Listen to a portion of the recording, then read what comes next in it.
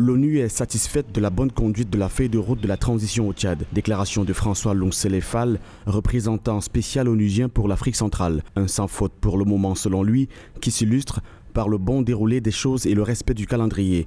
La feuille de route, publiée par le CMT, prévoit l'organisation d'un dialogue national et inclusif devant déboucher sur l'adoption d'une nouvelle constitution, l'organisation de nouvelles élections et la mise en place de nouvelles institutions au bout de 18 mois.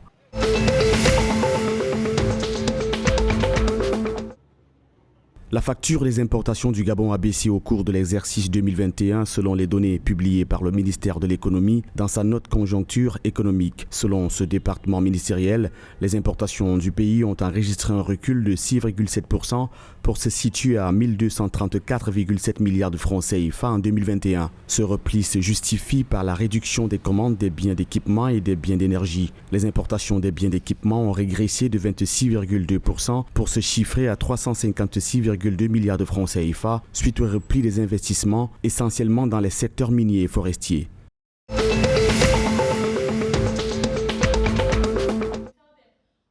La start-up camerounaise spécialisée dans les technologies de la santé, Waspito, annonce qu'elle a levé un financement d'1,7 milliard de francs CFA. L'entreprise camerounaise indique que le financement servira à développer la base d'utilisateurs de Waspito au Cameroun et à étendre ses services en Côte d'Ivoire.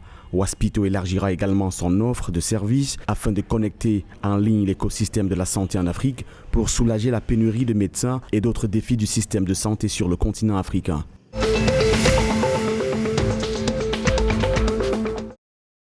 Le vice-président de la Banque mondiale, Ousmane Diangana, a promis le 28 mars au gouvernement du Congo de le soutenir pour atteindre les objectifs fixés dans le cadre du Plan national de développement 2022-2026. Sur le plan interne, l'institution financière compte réviser sa stratégie de partenariat avec le pays pour qu'il soit davantage aligné sur les objectifs de développement du pays. Sur le plan de la stratégie régionale, la Banque mondiale va mettre un accent particulier sur 4 éléments pertinents aussi bien pour le Congo que pour l'ensemble des pays de l'Afrique centrale.